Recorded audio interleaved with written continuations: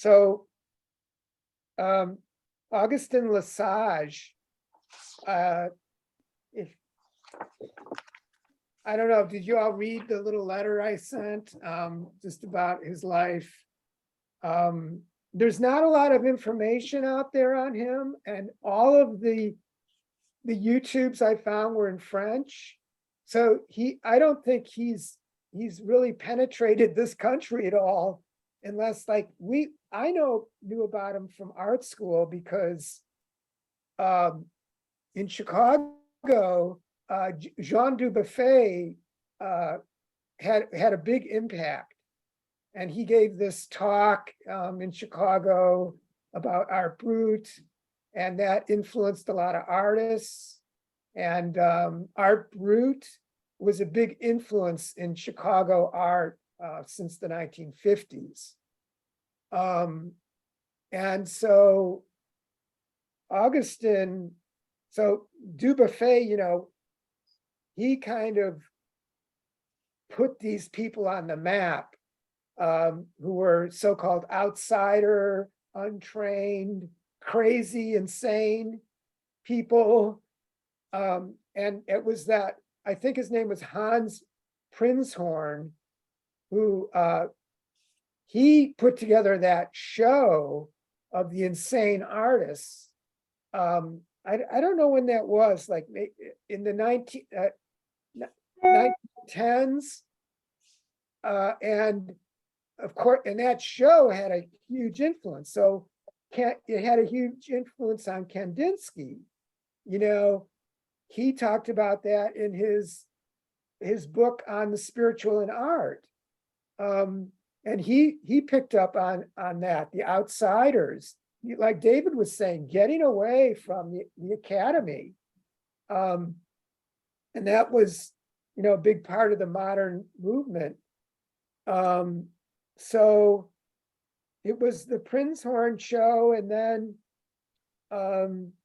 later Dubuffet made this big collection of outsider artists that he started to show, and that's when the whole art brut thing took off. That was in the late 40s and 50s. Okay, so getting back to Lesage, he was born in northern France, and when he was 14 years old, he went to work in the coal mines. Wow. He worked in the coal mines for 20 years. Oh my God. When he was 34, he heard this voice. And here, let me get my. So the voice told him that he would become an artist, which he didn't have. He'd only been to a museum once. And this voice, the primary voice that he was hearing, he thought was his younger sister, who died at the age of 3.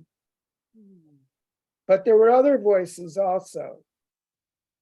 And the voice instructed him about what subjects to paint, which materials to use, everything.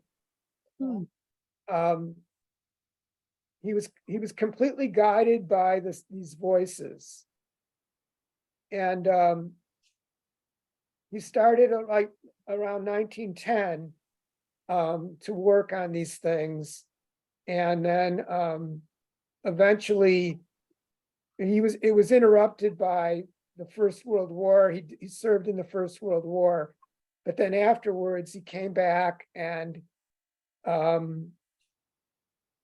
by early 1920s, he was able to make a living from his art, and he had become a spirit medium.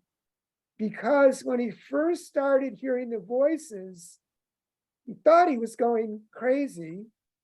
And so he sought out these spiritualist people, and they introduced him to this whole mediumship thing. And then he became a medium. And I Wow. guess he was like a sought after medium. So he created like 800 paintings, Wow. which is pretty mind blowing when you look at them. I mean, just to create one of those is mind blowing. Hmm. So the often symmetrical, all usually symmetrical or architectonic compositions with rows of detailed patterning or figures in profile, influenced by Egyptian hieroglyphics, birds, human faces, animals, and also Oriental art, and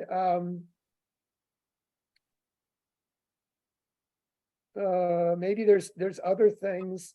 They also talked about Christian iconography also in there. And so I think that's about it. I've got more info in there, so. Okay, good.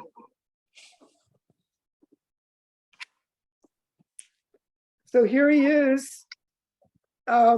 This looks like obviously a posed photograph when he was older of his life as a coal miner.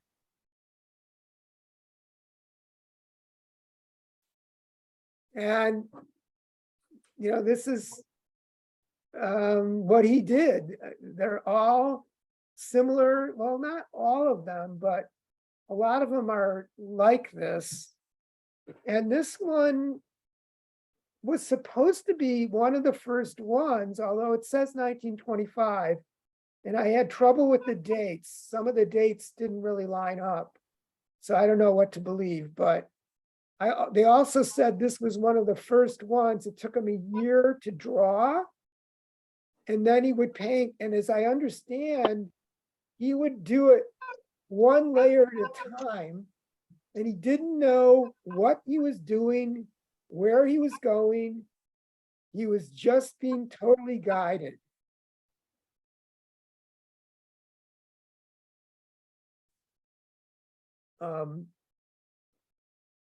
It does say 1920, 23 or 25 maybe. So yeah.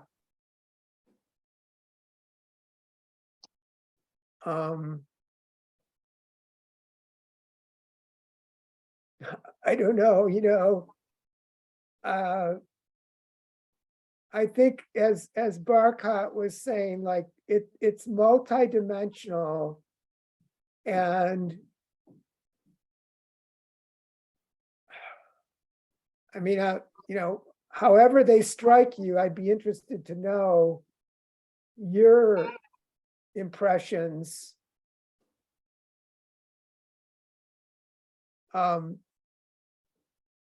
It seems totally unique to me, like I never saw anything like it before. Yeah. That's my first impression. Michael thinks it looks a little Tibetan. Interesting. Yeah, unfortunately, we can't get a great shot of a lot of them, but there are a few that are better. Reminds me of a mine shaft. That's interesting because they talked about that especially on the borders, that he may have been showing these tunnels. Mm. Mm.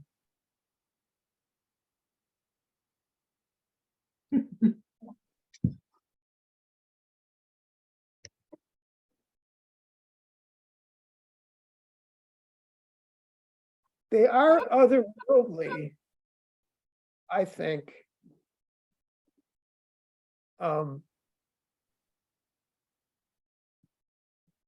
Did he sell these?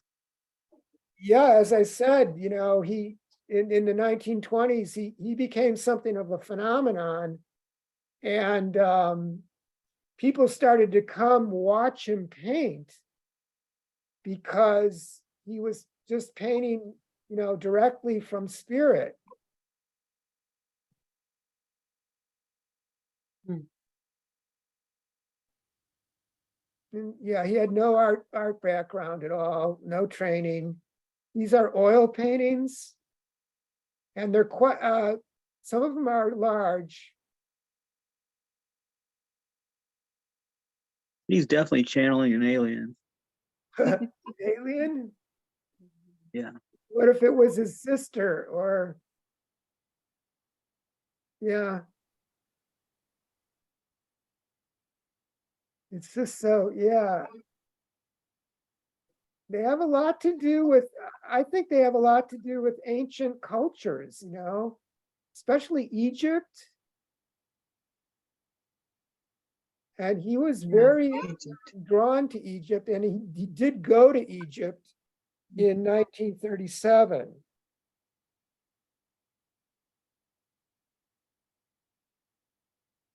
On purchasing his first canvas, Lesage mistakenly bought one 10 times as large as he had intended. His guides instructed him not to be daunted, but to begin painting. Large canvases became his chosen format. Wow. Wow. Oh my gosh. I So much detail. know.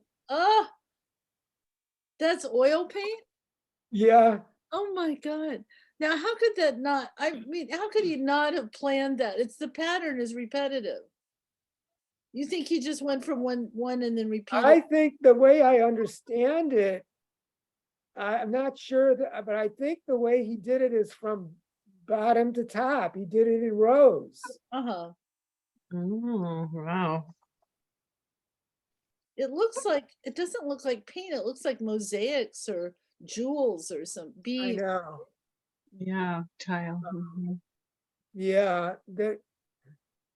This one had the brightest, this is one with the brightest colors, but I'm not sure of these colors, Oh, uh-huh. how true they are.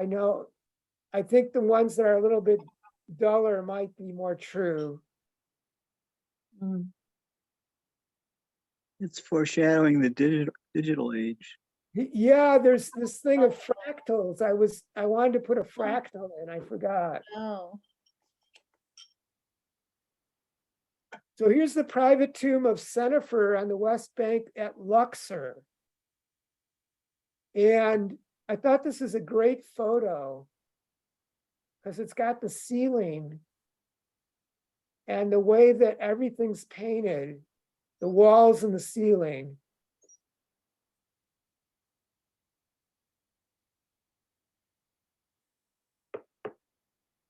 I want to ask, Shasta, you were in Egypt a lot, right?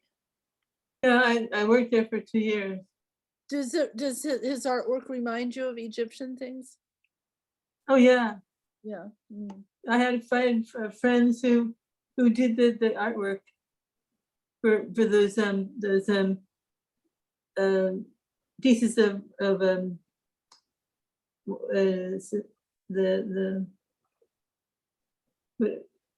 you know the papyrus, yeah, the papyrus, and it's hard to think of anything more dramatic, and it just blew my mind when I got there, and I stayed for 3 years, or 2 years. Wow. Yeah. And what's interesting is some of the work from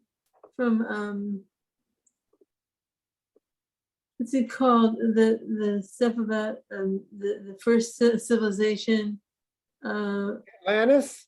Atlantis, before Atlantis, Lumerians? Lemurians, yeah.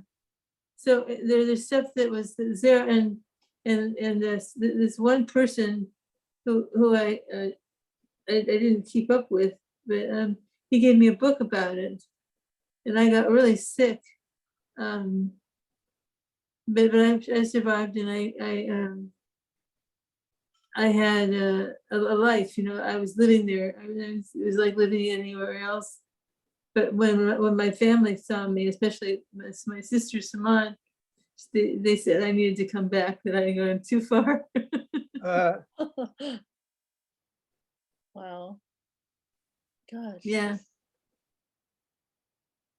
And then that was when they had the voice of on the radio. No more war, no more. I forget what the whole thing is, but I remember sitting in my bed, on my bed, and thinking about how I really wish that there would be no more war. Uh-huh. yeah, so he had done this painting called The Egyptian Harvest, which I couldn't locate, but he did it in 1928. And then he went to Egypt and he saw there in Luxor what he had painted in his painting. Wow. And part of it, it was a painting on a sarcophagus, like what we have here. And it was the harvest. It was of the Egyptian harvest. And I don't think I was thinking it might be in there, but I don't really see it. So it must be another piece. This is one of the most amazing ones, I thought.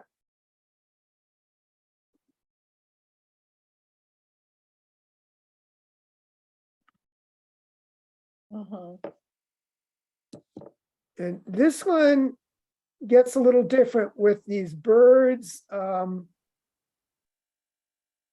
Not quite as intensely complicated. Oh, yeah. Huh. It's got words in there. Yeah. Composition. This is called symbol. oh. I don't have the title on here. Composition symbolic.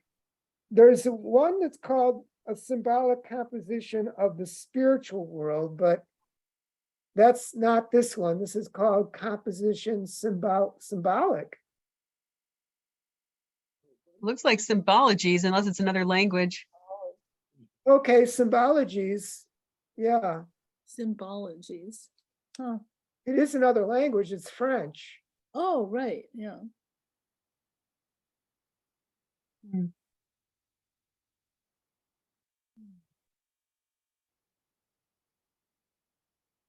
And another observation I had was this thing that outsider artists do, untrained artists, is and similar to what we saw last week with Walter, is this all over, like we were talking about, it's not just one piece, it's all of them.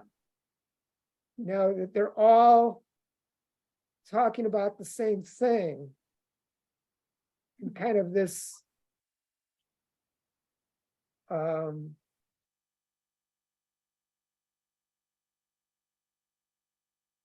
what's the word?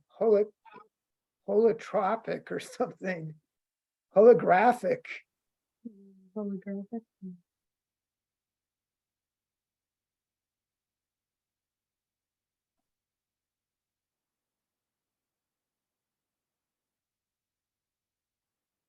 What was the word? Symbologies? Symbology. I'm gonna look it up. Oh man, it's so trippy. Here he is. Looks like maybe his mom with his mom, or maybe it's his wife. Maybe that's why he was crazy. Look at the walls of I the. know. That's true. Can you imagine that's your studio? And, Oh and my the floor, God. it's like you wouldn't have anywhere to rest in peace with your eyes. Oh my God. Uh-huh. That flooring Yeah. I wonder what. is very 50s. Oh, yeah, yeah. So I Yeah, think the whole scene looks more like a you know, mid-century. yeah, this would have been, he died in 54, so this was in the 40s or 30s. Lesage claimed that when starting a new work, he never had any idea about what he would paint. I never have an overview of the entire work at any point of the execution. My guides tell me I surrendered to their impulse. Wow. Okay, I wanted to show you some of these Oh, Islamic decoration inside of the mosques because there's Yeah. such a similarity. wow, Mhm. yeah. And Isfahan was a place that the artists went to. They just wanted to live there and be there and be artists. Oh, Oh, really? Yeah, Iran is radically different from in Egypt. Hmm. Have you been to Iran too? Yeah, Wow. but I went to Isfahan. Isfahan is an outstanding place. oh, Did you go inside this mosque? Yes. Oh my goodness. Mm. It's so incredible. Is that light coming down oh, wow. from a pinhole up there? I think so, but I can't tell unless I was there. I don't think Gosh, the colors are amazing.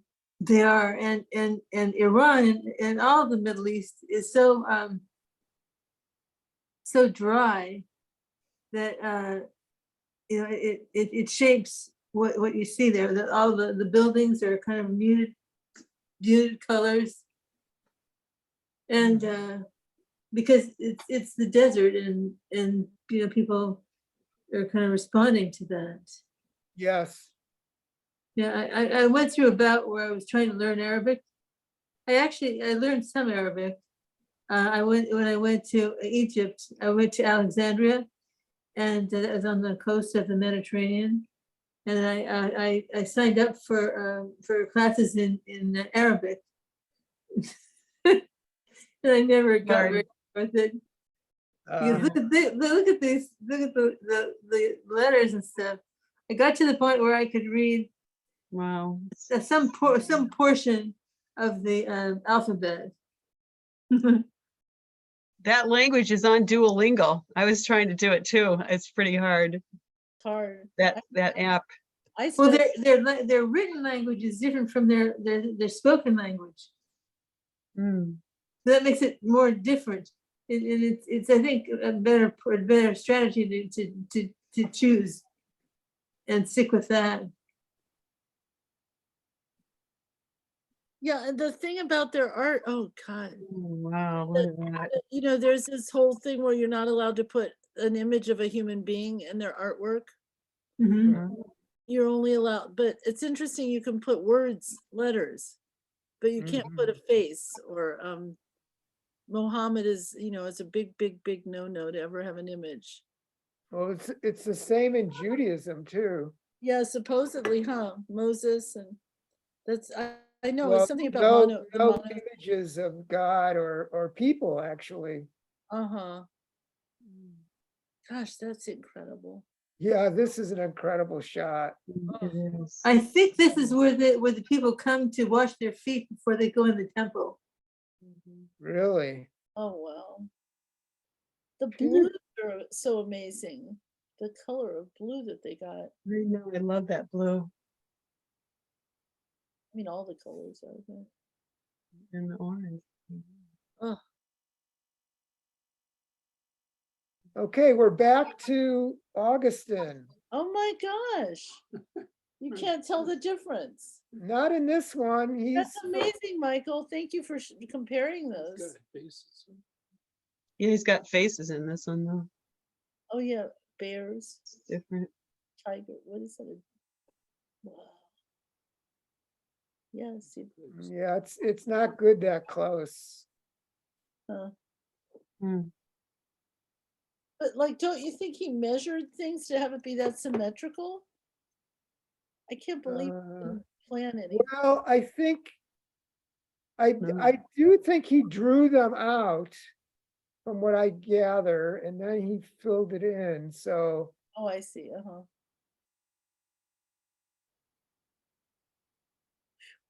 I don't know, when you see some of these people, like there's that movie about that guy who draws these intricate cityscapes. Like he's up looking down, and he just works from one end to the other. And he fills it all in.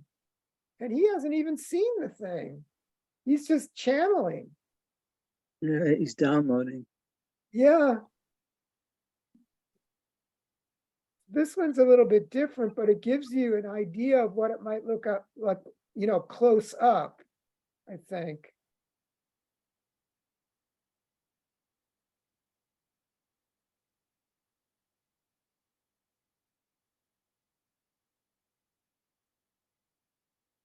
A symbolic expression of the spiritual world.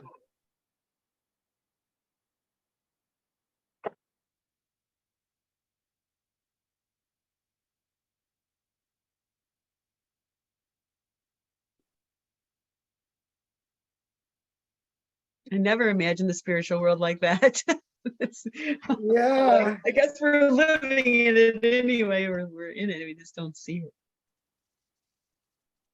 Well, they say we're only aware of, Mhm. 3 or 4 or 5 dimensions, and the total number of dimensions in existence is hundreds or thousands. Mhm.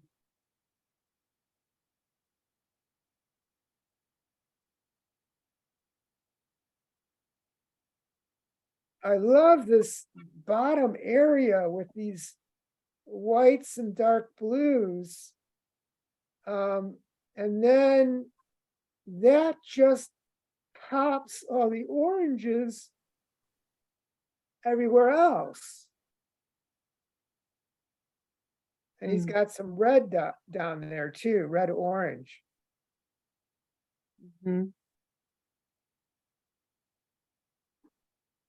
In January 1912, powerful spirits came and revealed themselves to me, ordering me to draw and paint something which I had never done before. Do not worry about insignificant details, was their response.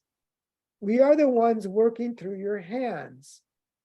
Lesage claimed the voices he heard also had told him, don't be afraid, we are next to you. One day you will be a painter. That was, yeah, that was easier than going to the art school. Yeah.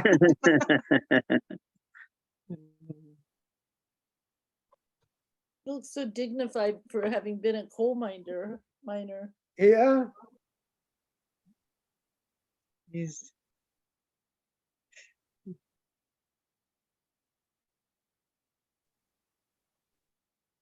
This one's a good reproduction.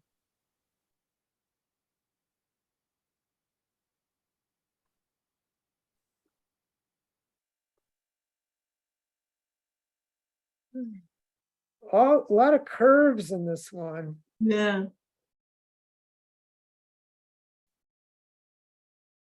It's so multidimensional, like you could go in there and, Yeah. get lost in there in space.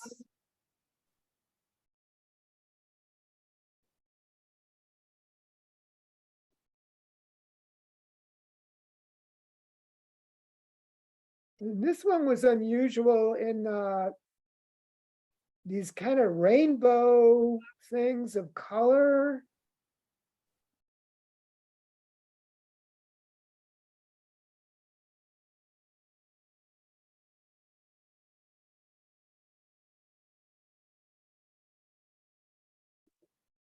Not a good reproduction, but.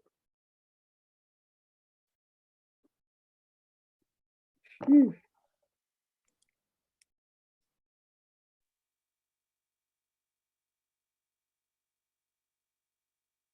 They do have like a devotional. Yeah, so this is another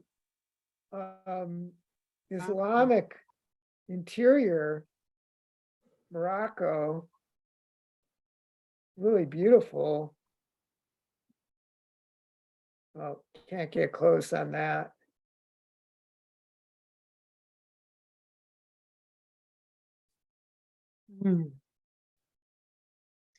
Actually, Tangier was considered to be one of the top places to visit in because they have a king, and the king takes care of any trouble that crops up. Oh, But that's God, these, you know, all of these circular shapes. And then here, the just the rhythm of all of these circles, it's just so amazing. It's real, Imagine being inside that. it's like it's real musical to me. Yeah, You look like treble clefs almost or something. yeah. Just it feels, it moves me like.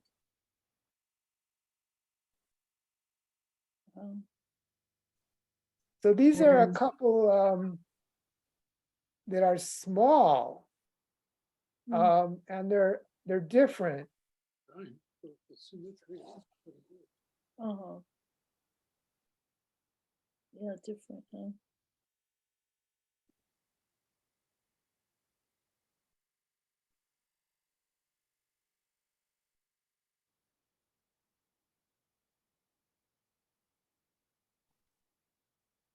Oracle. Reminds me of the Oracle. At first, Lesage never signed his paintings and then began to sign them Leonardo da Vinci. It was only later that he began to add his own signature. I remember that from art school. Oh my God. You know, that's really ironic because Leonardo da Vinci never signed his work. Is that right? Oh, Yeah. well, there you see. Okay, he's got so maybe he's got the bottom part already drawn. Oh, Maybe you'd think so. I wonder how long it took to do one of those. I think a year or two Oh, for wow. the big ones. But he did 800, you said. How could he have done 800? God. I don't know. It's kind of a, you can see this one here is really big.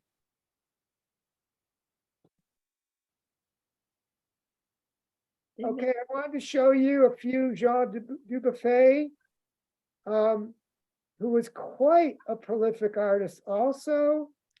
And so he did these kind of collage-like things on paper, mounted on canvas. And all inspired by these outsider insane artists. And he was, you know, he was world famous. Here's a shot of a show. He also did a lot of sculpture. A lot of public sculpture. There's at least one huge public sculpture in downtown Chicago.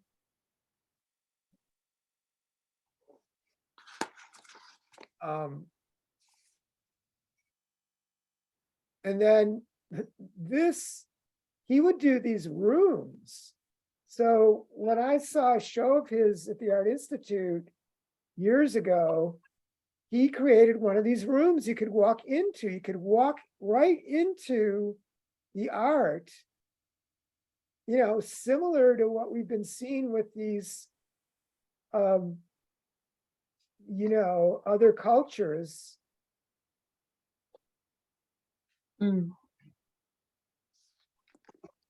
Gosh, it's so modern, you know. It's really a cool feeling to walk into one of these things. Like really throws your consciousness, you know? Oh.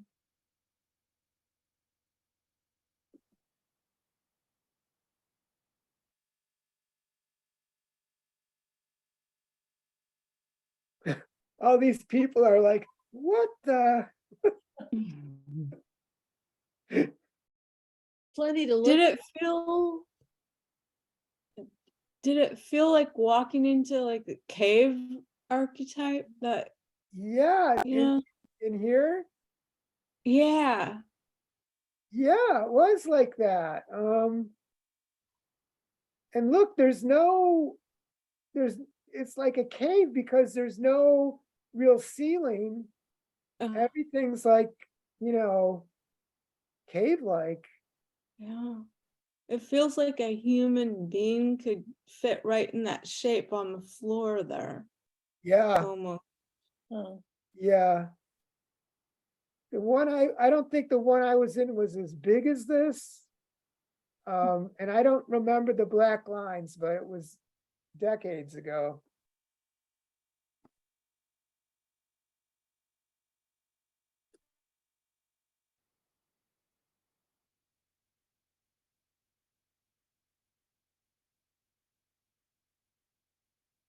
This one's a little bit different. oh, wow. That reminds me of someone else we've looked at. I can't think who it is. Maybe the last one. Oh, Walter? Yeah, Yeah, well, he did that tree motif, yeah. but the way that Augustine is drawing is totally different. Uh-huh. It's much more elegant, I guess you might say. Uh-huh. So this is some couple of later ones that they don't look any different really, but that unusual shape, And that frame is really Yeah. And then this one's from 1950, so one of the later pieces.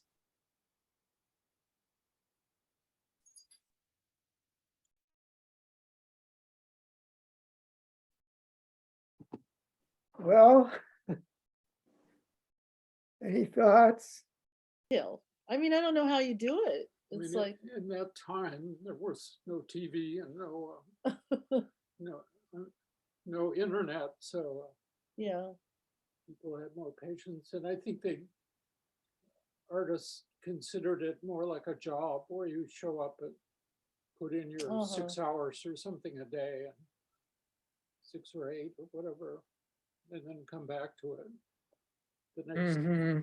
So it was a different kind of mindset. We don't Yes. have that same kind of time available, or at least I don't.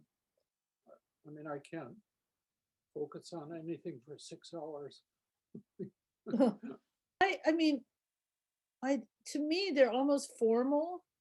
Like, why is he considered insane? I don't quite understand that. No, he wasn't considered insane. Oh, okay. He thought he might be insane when he started hearing the voices. Oh, because of the voices. Yeah.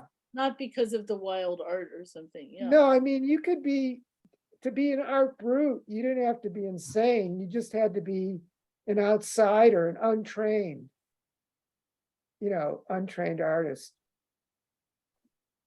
So all of these paintings that we saw were channeled to him.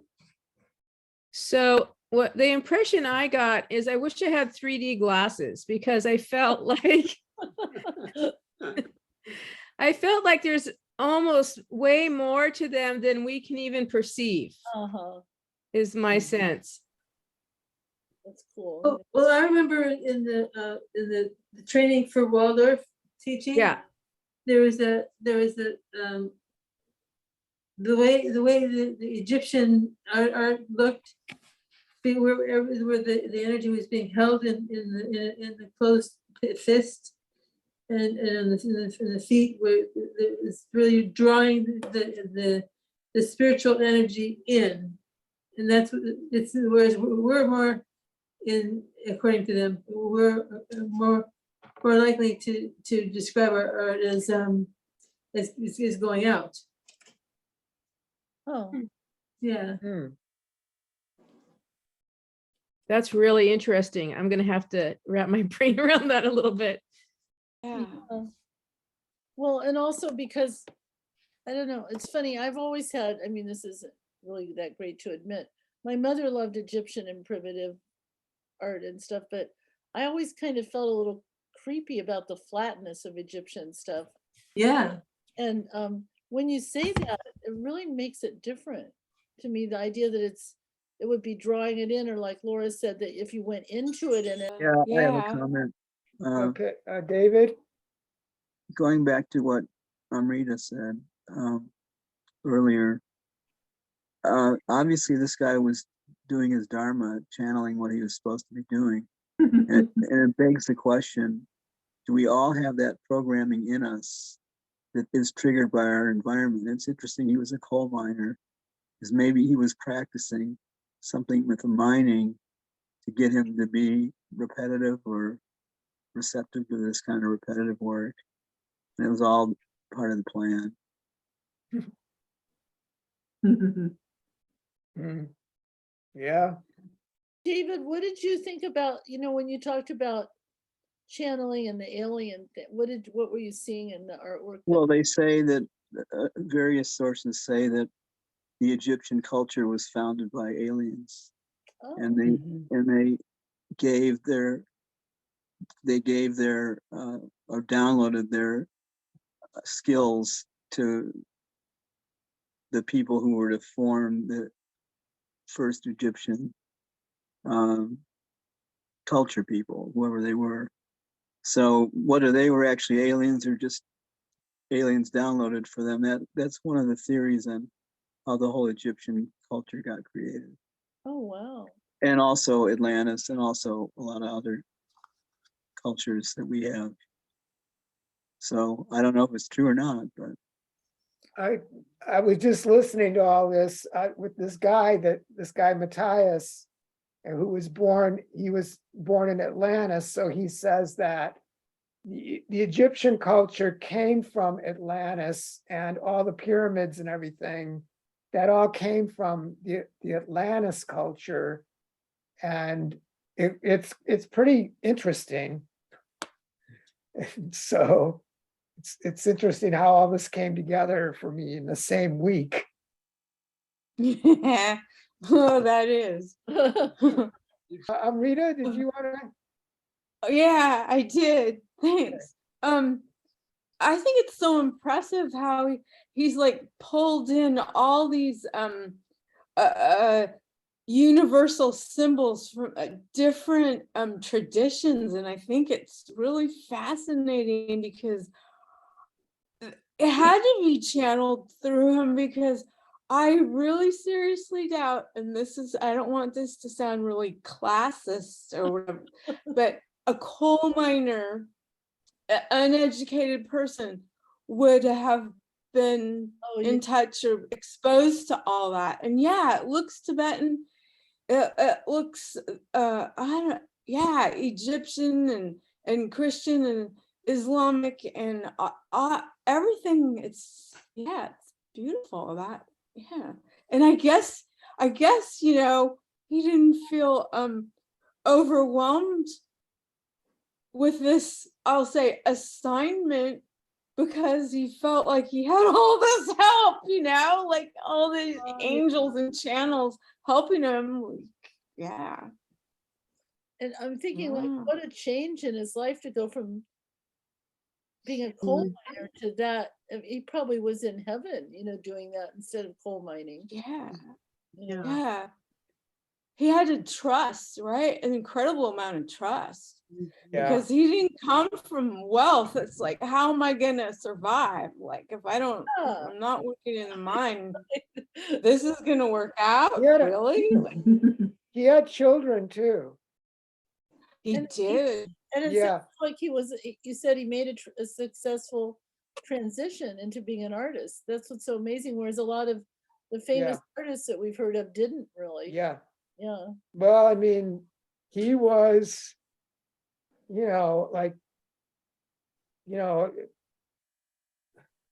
somebody in a circus in a way. I mean, back then, like, who was doing that? So he became a phenomenon. Plus he was, a medium. Mhm. So kind of unusual.